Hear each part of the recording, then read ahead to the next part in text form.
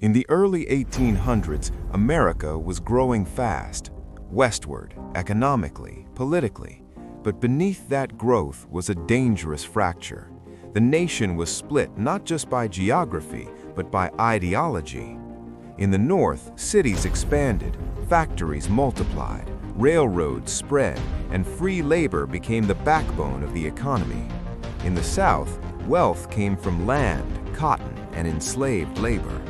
Cotton alone accounted for more than half of America's exports, making Southern planters powerful not only domestically, but globally. The Southern economy depended on slavery, not as a side system, but as its foundation.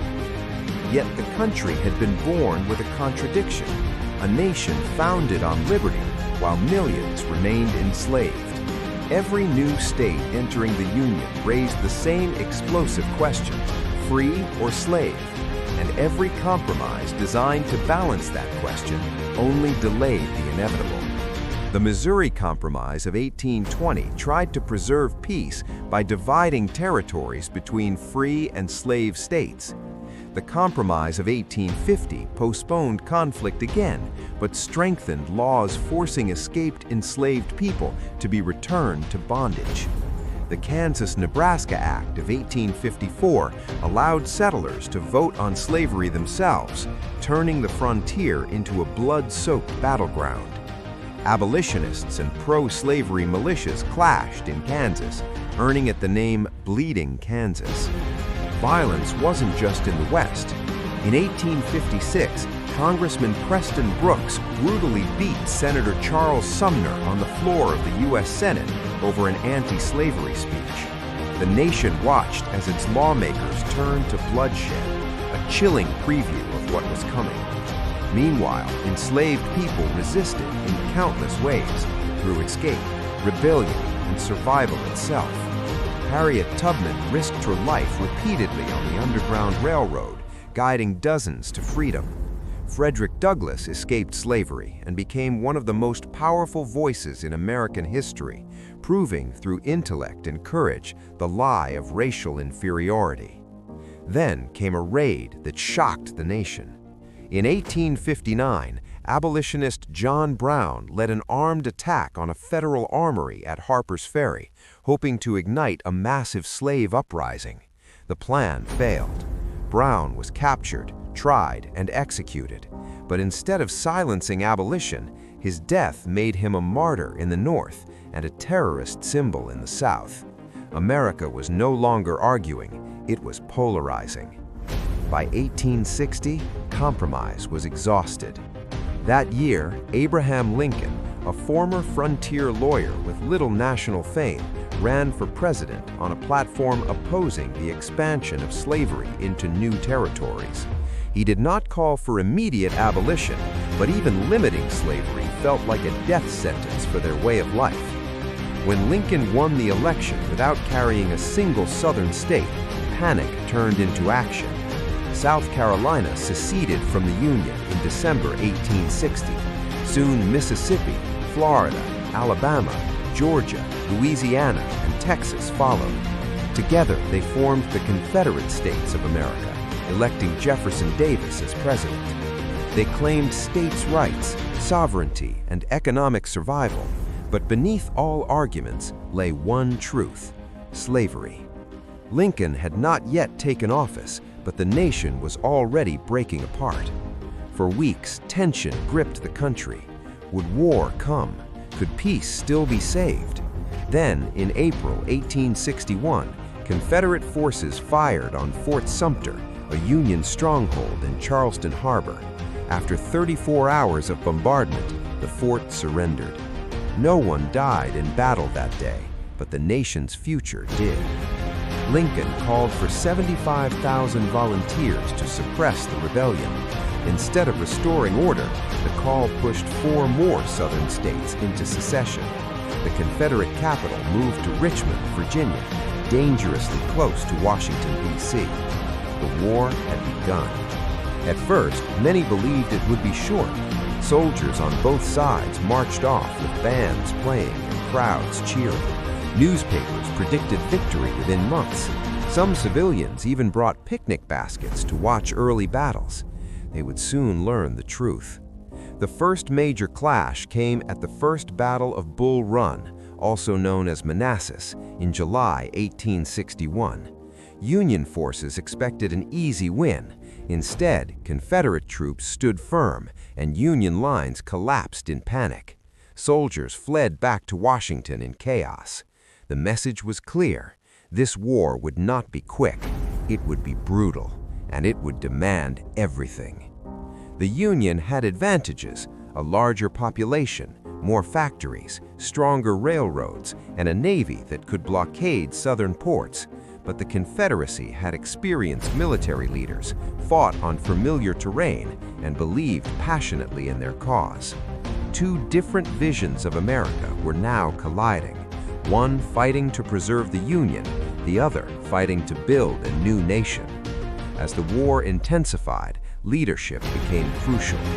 In the North, Lincoln struggled under crushing pressure. Critics mocked his appearance, doubted his intellect, and questioned his authority. Yet beneath his calm exterior was a mind of rare moral clarity and political genius. He refused to abandon the Union, not for power, but because he believed democracy itself depended on it. In the South, Robert E. Lee emerged as the Confederacy's most brilliant general.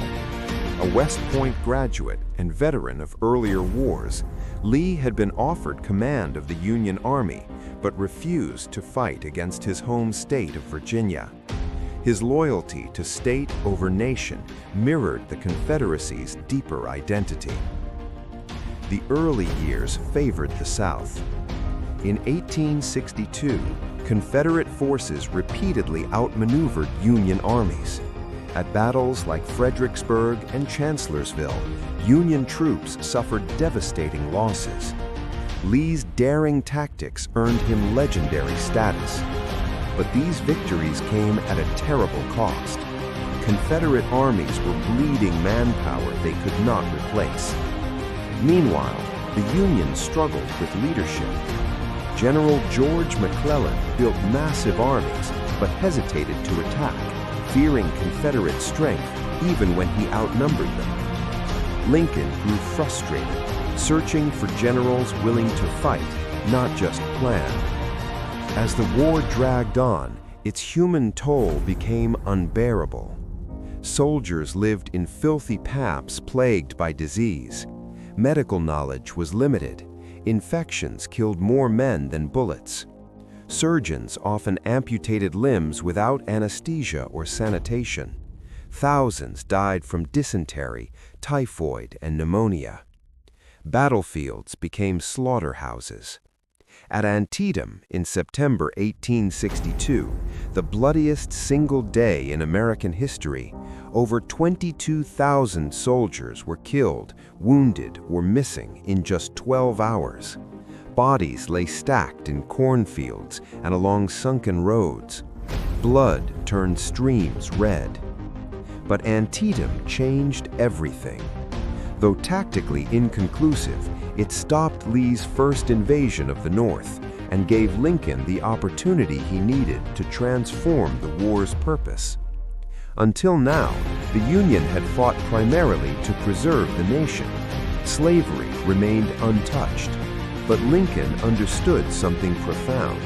The war could not truly be won without destroying the system that caused it. In January 1863, Lincoln issued the Emancipation Proclamation. It declared all enslaved people in Confederate-held territory free. While it did not immediately free every enslaved person, its impact was revolutionary.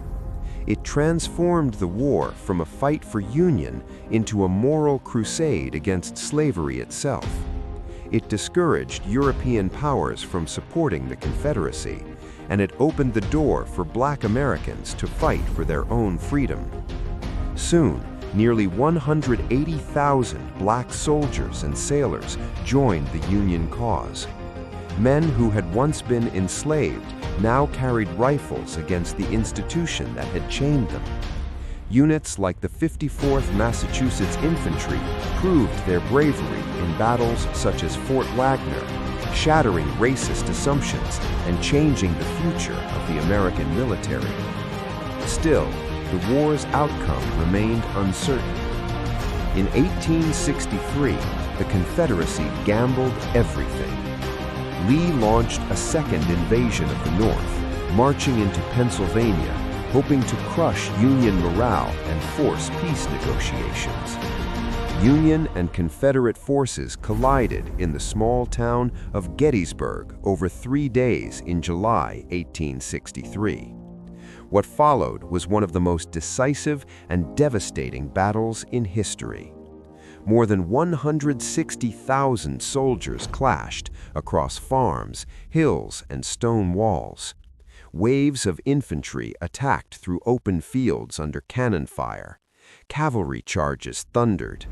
Snipers hid in trees. Smoke choked the air. On the final day, Lee ordered a massive frontal assault, later called Pickett's Charge, against the center of the Union line. Nearly 12,500 Confederate soldiers advanced across open ground into devastating fire. Few reached the enemy lines. The survivors retreated in defeat. The Confederate Army lost over 28,000 men. The Union lost around 23,000. Gettysburg was the turning point. The Confederacy would never again invade the North. Its best army had been shattered. At nearly the same time, Union forces captured the city of Vicksburg, Mississippi, gaining control of the Mississippi River and splitting the Confederacy in two. The South was now divided, isolated, and weakening. But the war was far from over. In the West, a general named Ulysses S. Grant rose through the ranks. Unlike others, Grant believed in relentless pressure, attacking constantly, refusing to give the enemy time to recover. Lincoln finally found the commander he needed. Grant was promoted to command all Union armies in 1864. His strategy was brutal but effective. Fight Lee head-on in Virginia, while another general, William Tecumseh Sherman, destroyed the Confederates' economic heartland. Sherman marched through Georgia, capturing Atlanta, and then launched his infamous March to the Sea, burning railroads, factories, and supply depots. His goal was not just military victory, but psychological collapse, breaking the South's will to fight. Civilians watched as their homes burned, crops vanished, and infrastructure crumbled. War no longer limited to battlefields, it consumed society itself. In Virginia, Grant engaged Lee in a grinding campaign of attrition. Battles like the Wilderness, Spotsylvania, and Cold Harbor turned into slaughterhouses. Tens of thousands died in weeks. Yet, like unprecedented Union commanders, Grant did not retreat. He kept moving south, forcing Lee into defensive positions around Petersburg, cutting off supply lines and slowly strangling the Confederate Army. As the war dragged into 1865, the Confederacy was collapsing. Its economy lay in ruins. Food shortages plagued civilians and soldiers alike. Desertions increased. Railroads were shattered. Cities burned. Jefferson Davis's government struggled to maintain control. Even Lee admitted privately that defeat was inevitable. In April 1865, Grant finally broke through Confederate defenses at Petersburg. Richmond fell. Confederate forces retreated westward, pursued relentlessly. On April 9, 1865, at a small courthouse in Appomattox, Virginia, Robert E. Lee surrendered the Army of Northern Virginia to Ulysses S. Grant. The war was effectively over. Grant offered generous terms. Confederate soldiers were allowed to return home. Officers kept their sidearms. There would be no mass executions, no vengeance. The goal was reconciliation, not revenge. 4 years of war had ended. The cost was staggering. Over 620,000 soldiers had died, more than in World War I, World War II, Vietnam, and Korea combined. Millions were wounded. Entire cities lay in ruins. Families were shattered. A generation was traumatized. But the greatest transformation was yet to come. Slavery was dead. In December 1865, the 13th Amendment was ratified, abolishing slavery throughout the United States forever. What generations of compromise could not achieve, war finally did. Yet freedom did not bring equality. The post-war period, known as Reconstruction, attempted to rebuild the South and integrate 4 million formerly enslaved people into American society. For a brief moment, hope flourished. Black Americans voted, held office, founded schools, and built institutions. But resistance was fierce. White supremacist groups like the Ku Klux Klan used terror to suppress black rights. Southern states passed discriminatory laws. Northern political will faded. By the late 1870s, Reconstruction collapsed, giving rise to segregation and Jim Crow laws that would endure for nearly a century. The promise of freedom was delayed, but not erased. Meanwhile, the Civil War reshaped the federal government itself. Before the war, Americans often said, "these United States." After the war, they said, "the United States." The nation had become singular, indivisible. Federal authority strengthened, the military modernized, industry expanded, railroads linked the continent. America emerged as a more centralized, powerful nation. The war also transformed warfare. Ironclad ships replaced wooden fleets. Railroads moved armies faster than ever before. Telegraphs carried orders instantly across vast distances. Trench warfare foreshadowed the battles of the 20th century. Photography brought the horrors of war into living rooms, changing how civilians understood conflict. And through it all stood Abraham Lincoln. In November 1863, at the dedication of a cemetery in Gettysburg, Lincoln delivered a speech of just 272 words, yet it would become one of the most powerful in history. He reminded Americans that the war was testing whether any nation conceived in liberty could long endure. He honored the dead by calling the living to finish their work, to ensure that government of the people, by the people, for the people, would not perish from the earth. 4 months later, Lincoln would not live to see the peace he had preserved. On April 14, 1865, just days after Lee's surrender, Lincoln was assassinated by John Wilkes Booth while attending a play at Ford's Theater. The nation fell into mourning. The man who had saved the Union was gone. Yet his legacy endured. The Civil War did more than end slavery. It redefined America's purpose. It proved that democracy could survive its own internal contradictions, but only at an unimaginable cost. It taught that freedom without justice is fragile, that unity without equality is hollow, and that progress often requires sacrifice. The war's echoes remain today in debates over race, rights, federal power, regional identity, and national memory. Statues, flags, and historical narratives still stir fierce emotions. The Civil War did not just shape America's past, it continues to shape its present. Because this war was not only about territory or politics, it was about the meaning of freedom. It was about who counts as human. It was about whether a nation built on ideals could survive its own hypocrisy. And in the end, the United States did not simply win a war, it survived itself and was reborn. This is the kind of story we tell on Explainary. Not just what happened, but why it mattered and how it shaped the world we live in today. If you love deep, cinematic documentaries about history, power, people, and ideas, make sure to subscribe to Explainary, because we don't just tell stories, we explain the world.